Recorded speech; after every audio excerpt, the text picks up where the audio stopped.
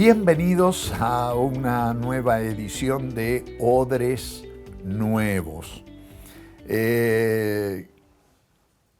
Gracias a Dios que podemos encontrarnos en este espacio y cuánto me gustaría que el pastor Carlos Mraida estuviera con nosotros, pero pronto ya lo vamos a tener. Sigue recuperándose muy bien, gracias a Dios, y nos alienta a conversar con él y también saber de la enorme inquietud que él tiene para acompañarnos. La prudencia, el consejo médico indican que su recuperación física tiene que seguir avanzando, va lento pero seguro. Y esto es muy importante. El ministerio de Carlos es un ministerio de una gran demanda, también física. Y para poder él darnos lo mucho que tiene para darnos, es necesario que esté físicamente bien fuerte. Gracias a Dios esto está ocurriendo y pronto lo vamos a tener. Bueno, pero acá estamos, ustedes y yo, en esta noche para compartir la palabra de Dios. Saben que vamos siguiendo la Biblia Nueva Reforma, especialmente en la riqueza enorme de su texto. Nos encontramos en este momento caminando, transitando por el texto de Nehemías. Y ya en nuestra presentación anterior sobre este libro hemos tocado dos cuestiones muy importantes que tienen que ver con la reconstrucción de los muros de la ciudad de Jerusalén, después que el pueblo que había pasado años, décadas de cautiverio en Babilonia, regresaba y venía con su sueño y su esperanza también de volver a vivir en esta ciudad tan cargada de tradiciones y de bendiciones para ellos. La realidad que encontró Nehemías fue una realidad muy dura. El muro estaba prácticamente en los cimientos y del templo no quedaba nada, ni hablemos de las viviendas adentro de esos muros. De modo que el proyecto histórico con el que él había venido encomendado, nada menos que por el Imperio Persa, era un proyecto, un mega proyecto, que se encontraba también, como si la situación ya no fuera bastante grande, se encontraba agravado por la presencia de enemigos. Es decir, cuando el pueblo judío es llevado cautivo a Babilonia, los que quedaron en la tierra, incluidos algunos judíos, pero especialmente samaritanos y otros pueblos que andaban por ahí alrededor, aprovecharon para apropiarse de las tierras y tomar cuanta cosa había para tomar que había quedado abandonado después la toma de la crema del pueblo, del liderazgo del pueblo llevado cautivo a Babilonia. Cuando Nehemías llega con una comisión que es la de, bueno, esta ciudad, levantar los muros, ver la posibilidad de más adelante levantar el templo y reconstruir esa sociedad, tiene que enfrentar todas estas circunstancias. Y un poco, como decíamos en el programa anterior, el proyecto de Nehemías tenía que ver con mucho más que poner piedra sobre piedra. Era la reconstrucción de una sociedad que había sufrido un cambio radical durante los años de cautiverio.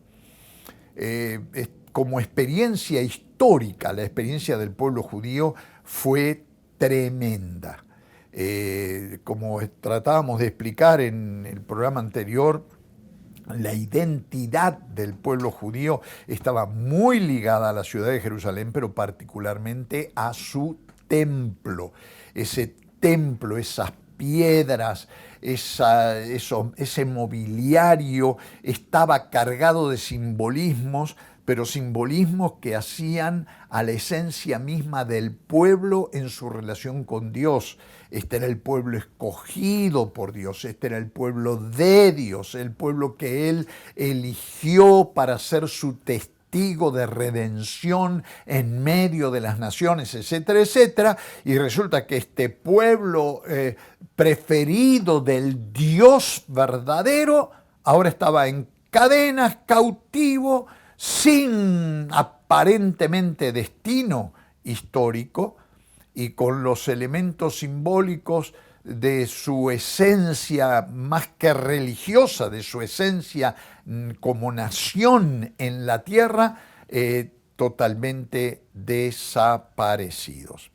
La tarea titánica que tenían por delante los judíos en este momento bisagra de su historia era darle nuevo sentido a su futuro, a su esperanza, y era también darle una resignificación a todos sus símbolos.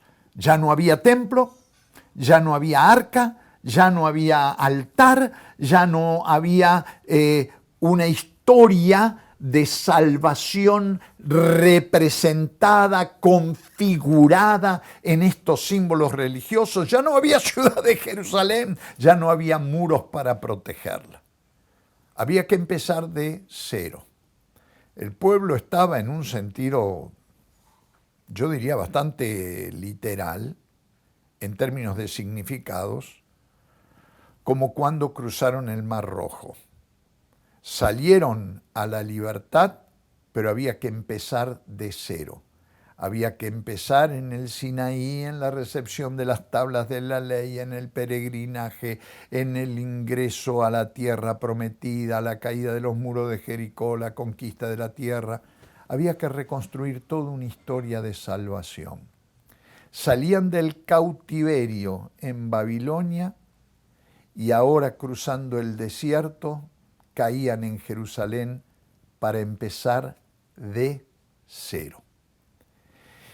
Cuando un pueblo llega a una sociedad, llega a una situación así, es como se ha dicho ya 1.000.000 de veces, ¿no?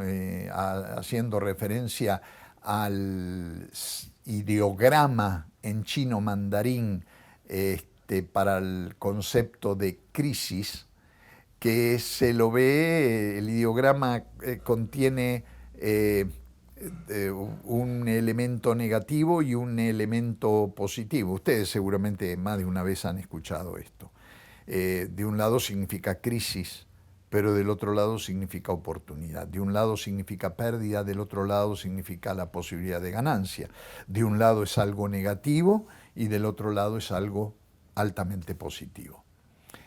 El pueblo judío llega a Jerusalén en ruinas y entre sus líderes está Nehemías con este proyecto histórico de reconstrucción de la ciudad, especialmente de los muros.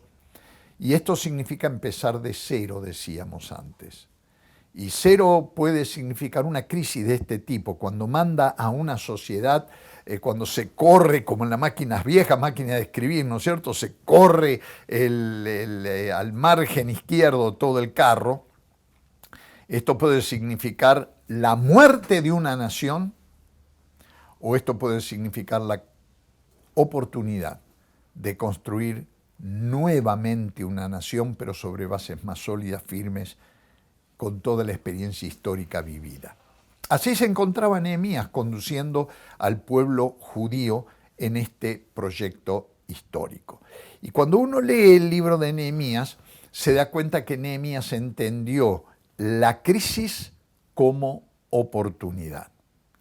En América Latina nuestras sociedades están en crisis, algunas más, otras menos, pero la crisis viene acompañándonos como bagaje de un peregrinaje que parece interminable a través del desierto, nos viene acompañando la cuestión, y quizás en este momento para algunos casos, y en el caso de Argentina yo creo que en ese punto estamos, una crisis de disolución total como nación, de perder lo mejor del pasado y de caer en el futuro peor que nos podamos imaginar. Una verdadera crisis de disolución. Pero esta crisis de disolución puede transformarse en una gran oportunidad de reconstrucción de algo mucho mejor, de una nueva Argentina, de una nueva América Latina. Todo está en cómo lo vamos a hacer. Y respecto a nosotros como hijos e hijas de Dios, como creyentes y como iglesias cristianas, la pregunta es, ¿qué rol vamos a cumplir en este proceso? Si es que vamos a cumplir algún rol en la reconstrucción de nuestras sociedades. Nehemías nos anima a hacerlo. Ya en el programa anterior vimos que su mensaje era que nuestro ingreso al proyecto, nuestro primer paso en el compromiso con un proyecto de reconstrucción de los muros de la sociedad es compasión, ¿se acuerdan? Y luego arrepentimiento, por más que nos cueste, compasión y arrepentimiento. Pero hay tres otras maneras que Nehemías nos sugiere y que Carlos Mraida nos trae a nuestra reflexión, a nuestra consideración en su introducción a Nehemías en la Biblia Nueva Reforma.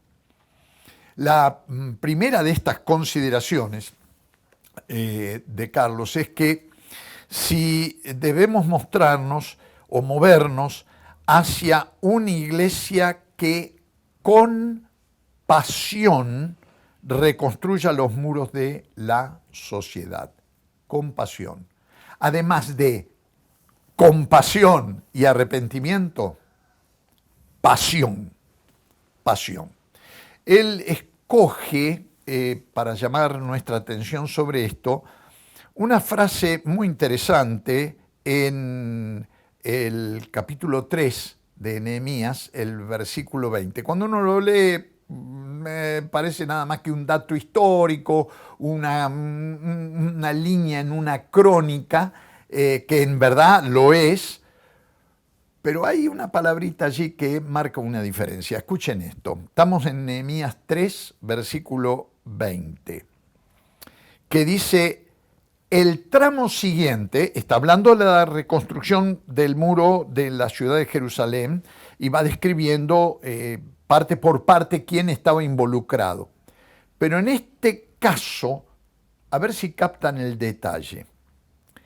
El tramo siguiente, es decir, el sector que va desde la esquina hasta la puerta de la casa del sumo sacerdote Eliasib, lo reconstruyó con entusiasmo Baruch, hijo de Zabai. ¿Cuál es la línea, la frase para subrayar? Si vos tenés tu Biblia ahí abierta, subrayalo. ¿Acertaste? Es con entusiasmo. Esas dos palabritas, te das cuenta, marcan un mundo de diferencia. Este trabajo era trabajo terrible, difícil. Había enemigos por todos lados. Levantaban una pared hoy y al otro día se la mandaban abajo, le quemaban los campos, no tenían qué comer, vivían debajo a la intemperie prácticamente. Y en medio de esa situación, y en medio de este proyecto histórico, mega proyecto histórico, difícil de reconstruir los muros de Jerusalén, acá lo tenemos al compañero Baruch,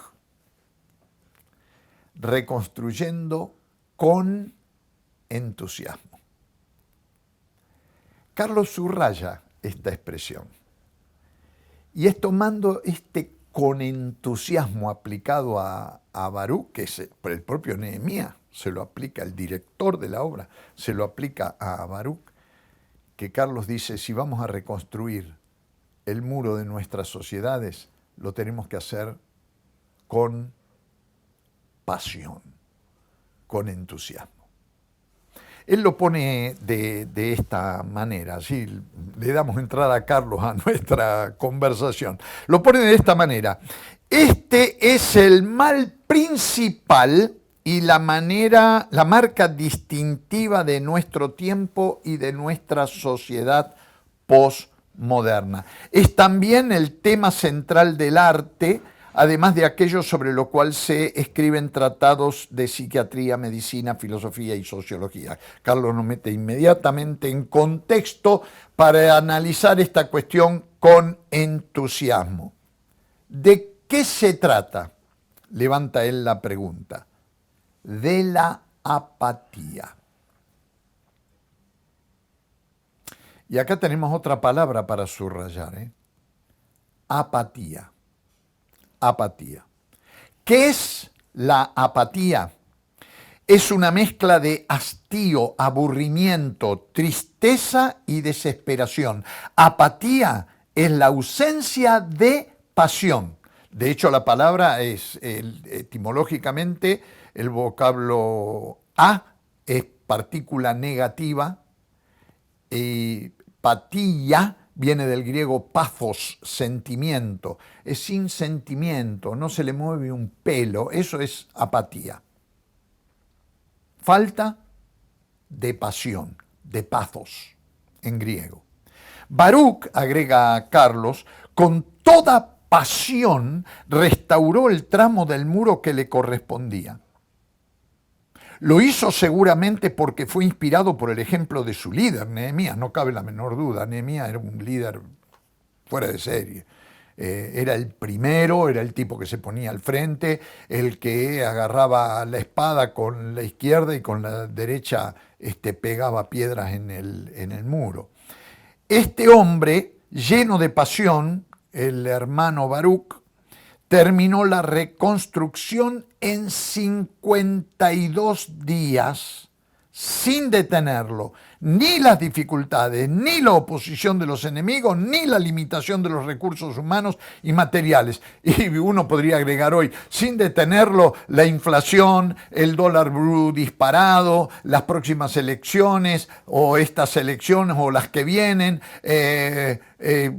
si tenía trabajo, no tenía trabajo, si tenía la vacuna, no tenía la vacuna, la segunda dosis, la tercera, la que, si es la variante Delta. 52 días el tipo le dio con pasión. Pasión. Y Carlos nos tira sobre la mesa de nuestra conversación la reflexión para nosotros. Este es el hecho histórico, este es el ejemplo histórico, el caso histórico. Pero agrega, en esto también la Iglesia debe ser una alternativa para la sociedad, mostrando un estilo de vida caracterizado por la pasión por Dios y por la transformación integral de su ambiente. Una iglesia en reforma permanente es apasionada por la reconstrucción personal y social. ¿Lo somos? Permítame decirles, vos podés disentir conmigo, por supuesto, pero yo recorría, porque con esto de la pandemia ahora estoy más en casa que en ningún otro lado, pero he recorrido este bendito continente desde Canadá para abajo y he visitado miles de iglesias evangélicas. Y en materia de pasión, y especialmente pasión hacia la sociedad en la que se encuentran, el resultado es bastante deficitario. Todavía hoy hay creyentes que cuando uno tiene una palabra profética, usan desde la Biblia y aplicándola a la realidad que nos encontramos, dicen, pastor, usted tiene que evangelizar, no decir esas cosas. O pastor, usted tendría que orar por nuestras autoridades y este gobierno y no denunciar la corrupción, la mentira, el engaño y ese tipo de cosas. Usted tendría que ir a visitar al presidente y regalarle una Biblia. ¿Sabes la cantidad de Biblias que le han regalado a los presidentes latinoamericanos? Vos sabés la cantidad de desayunos de oración en que han participado, la cantidad de profecías que le han dado, la cantidad de pastores que le han puesto la mano en la cabeza para bendecirlos. ¿Y qué cambió?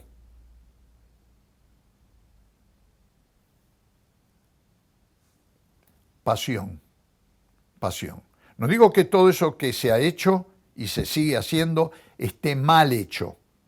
Estoy diciendo es insuficiente.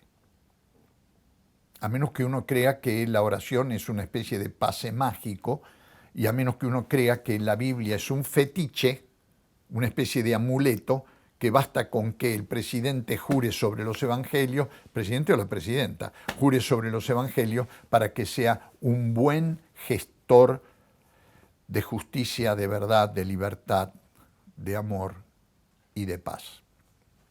Y la realidad es que no es así.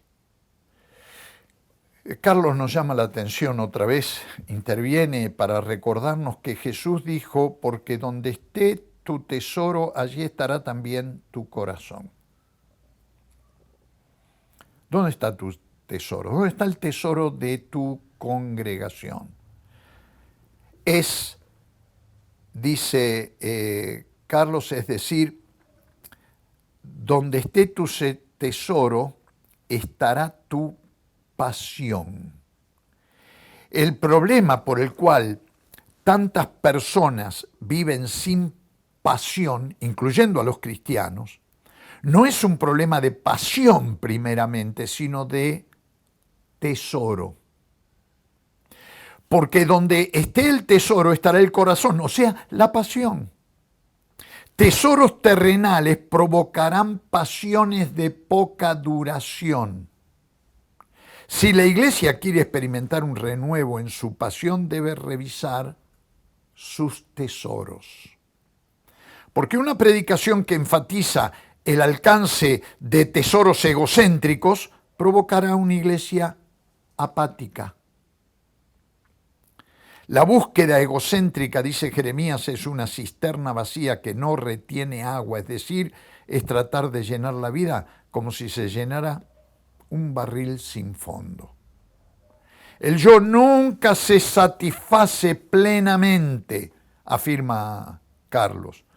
Pero una predicación que desafía a atesorar la razón de ser por la cual somos iglesia y por la cual estamos en esta tierra, que es la misión, provocará gente apasionada por Dios y por la reconstrucción. Pasión. Hoy en Argentina, hoy en América Latina, tenemos un megaproyecto histórico que como cristianos tenemos que llevar adelante. ¿Cómo lo vamos a hacer? Tenemos que hacerlo como lo hizo Baruch, con pasión. Reconstruyó su porción de responsabilidad en este proyecto histórico y lo hizo con entusiasmo.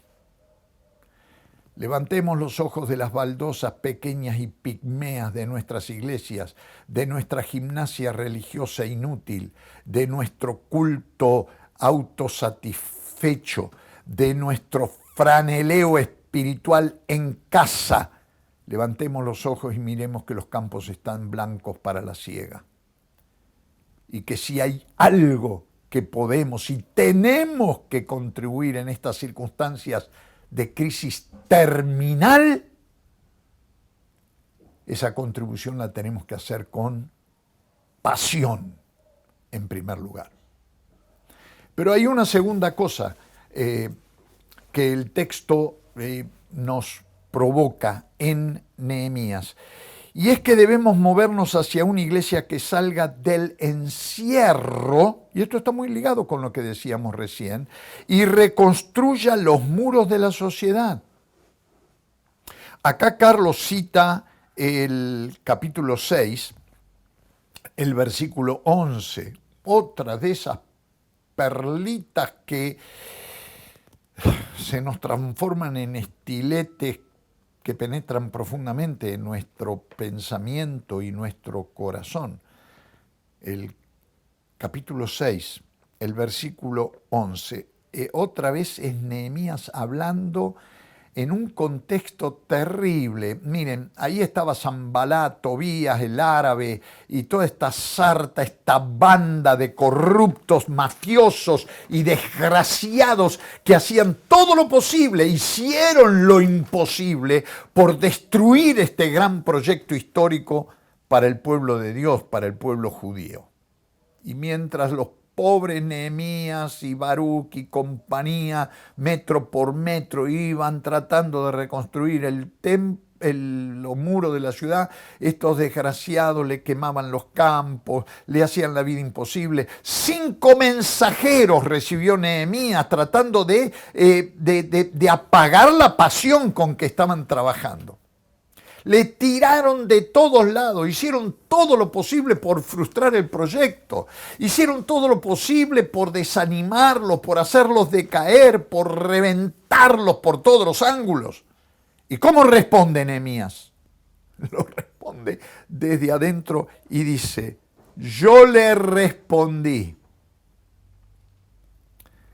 a los delegados y mensajeros, al mensajero de Sanbalat, de Tobías y compañía. Yo no soy de los que huyen. Los hombres como yo no corren a esconderse en el templo para salvar la vida. No me esconderé. ¿No te dan ganas de aplaudirlo? En nuestras iglesias a veces aplaudimos, aplaudimos. Nada más que para hacer un poco más de ruido. Pero este tipo sí que merece un aplauso, ¿eh? Yo tengo ganas de aplaudirlo.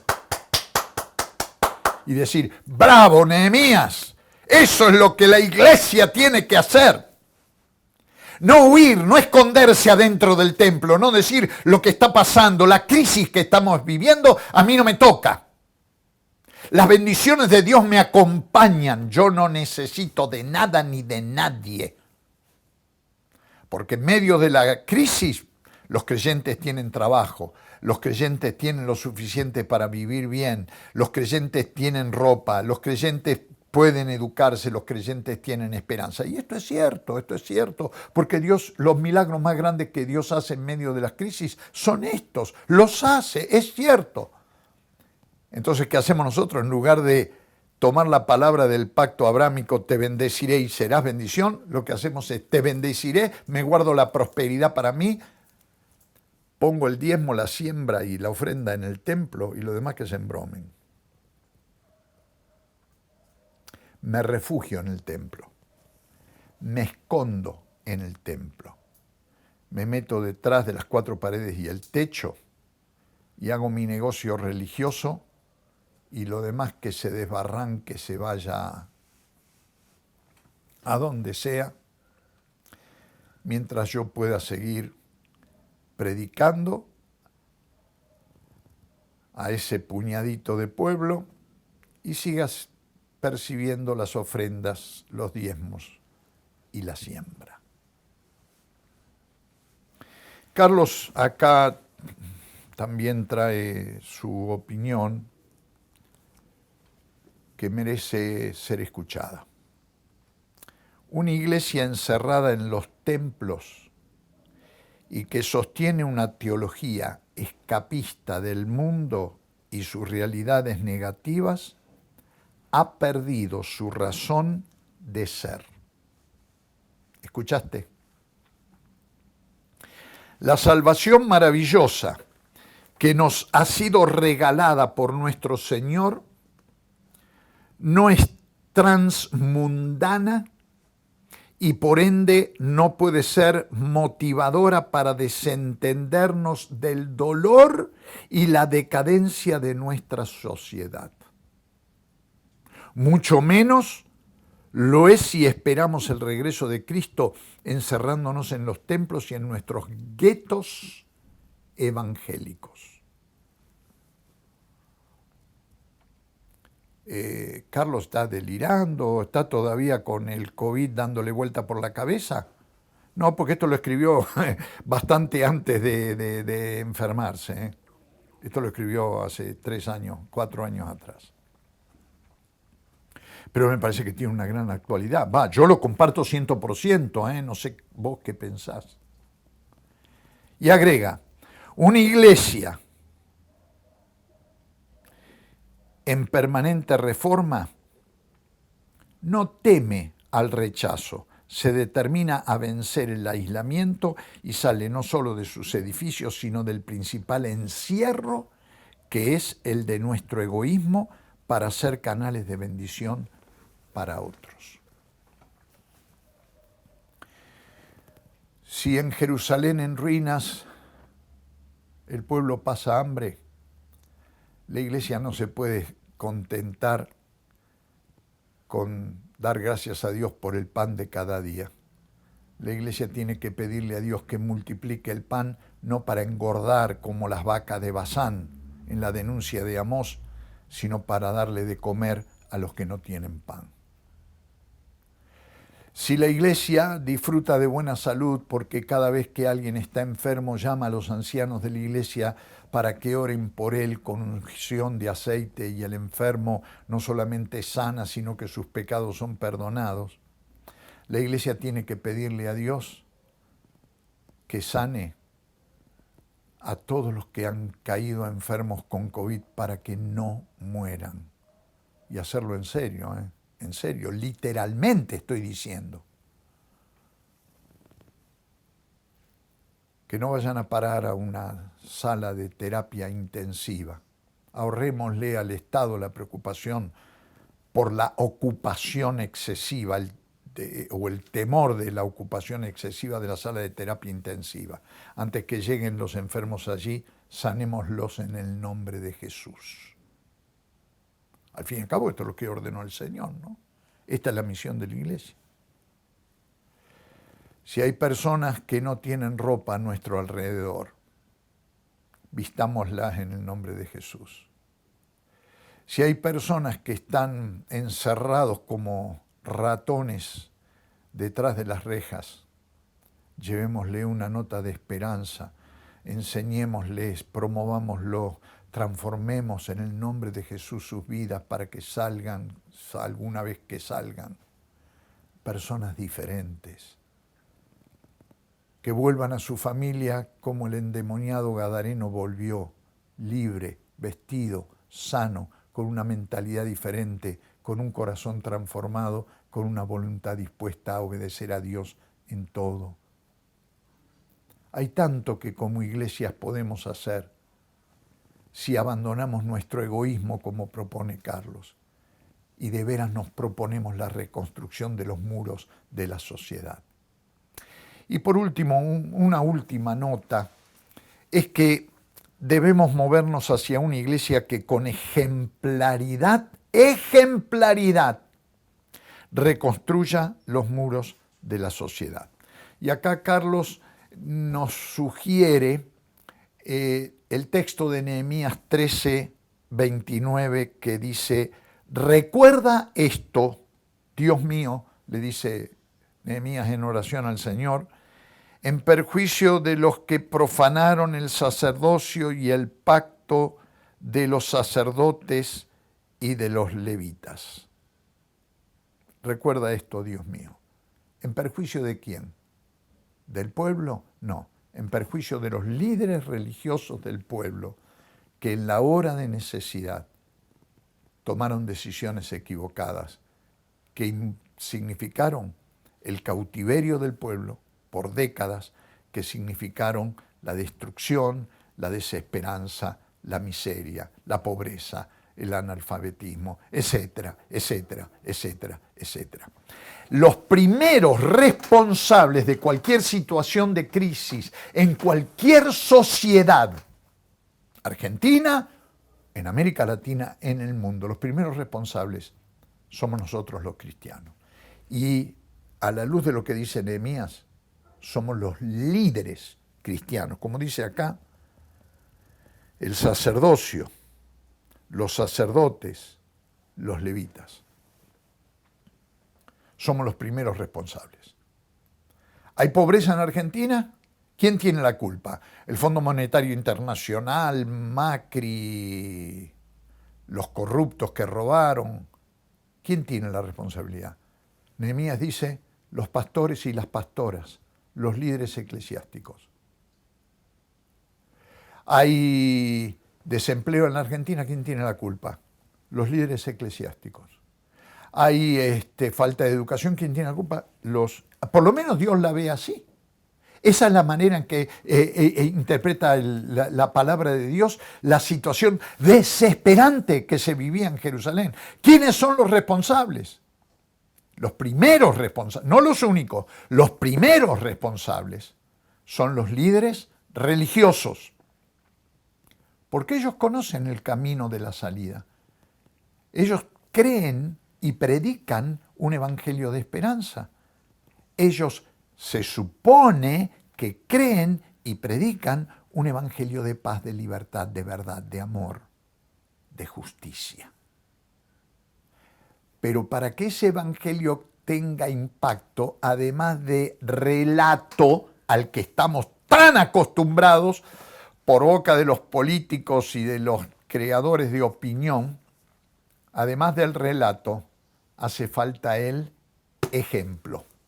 Por eso muy bien Carlos dice, una iglesia que con ejemplaridad, dando el ejemplo, reconstruya los muros de la sociedad. Carlos nos recuerda también esto. El capítulo 13 de Nehemías, de donde él toma este versículo 29 para provocarnos en esta dirección, el capítulo 13 de Nehemías lleva como título en nuestra edición de la Biblia, en la Biblia Nueva Reforma, Reforma Final de Nehemías, ese es el título. Y hace referencia a medidas de transformación que este líder implementó en relación con el sacerdocio, el templo y el culto. Esto no era algo marginal, era lo central. Esto no es algo secundario, es algo primario. Esto no era algo optativo, es algo necesario. La reforma del sacerdocio, el templo y el culto. Porque es ahí donde se tiene que producir el modelo, el ejemplo que la sociedad tiene que seguir. ¿Qué tipo de comunidad modelo estamos nosotros ofreciendo a la sociedad corrupta, mentirosa, injusta, esclava en la que nos desenvolvemos?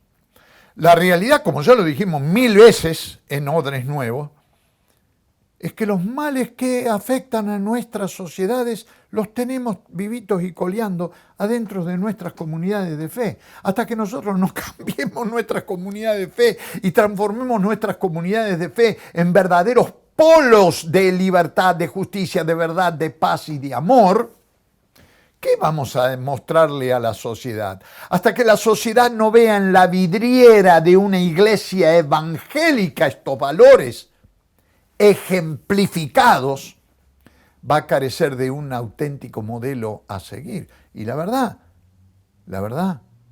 es que Dios no tiene otro modelo para mostrar que no sea el que tiene registrado en la Biblia, pero el que tiene ilustrado en las comunidades de fe.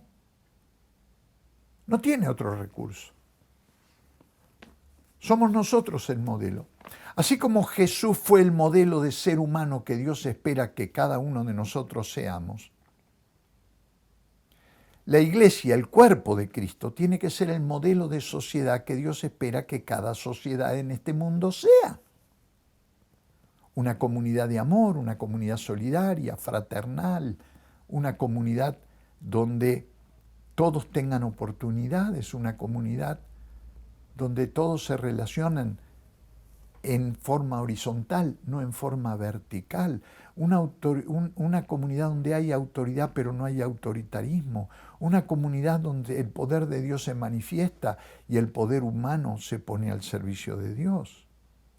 Una comunidad donde Dios es el eje, el centro, y la voluntad de Dios es lo que se hace, lo que se ejecuta. Es decir, agrega Carlos, debemos velar por tener un liderazgo sano, íntegro, que encarne en su propia vida la propuesta de restauración que formula al mundo. Lamentablemente esto todavía sigue siendo una asignatura pendiente y es cierto. Y debemos encontrar formas concretas de sanar y descontaminar al liderazgo de la iglesia.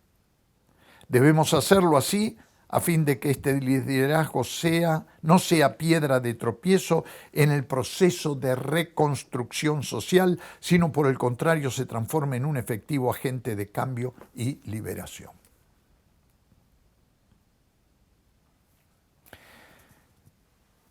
Mira, Nehemías es un libro muy rico, hay 1000 cosas que podemos enseñar a partir del texto de Nehemías, pero esto que hemos estado considerando a la luz de la presente situación de crisis generalizada por la que estamos atravesando, me parece que es muy importante para que le prestemos atención. Y otra vez, como hemos dicho en otras ocasiones con Carlos en nuestra conversación acá en Odres Nuevos, la cosa empieza por casa, por la iglesia, por nuestras comunidades, pero también empieza por el liderazgo de las iglesias.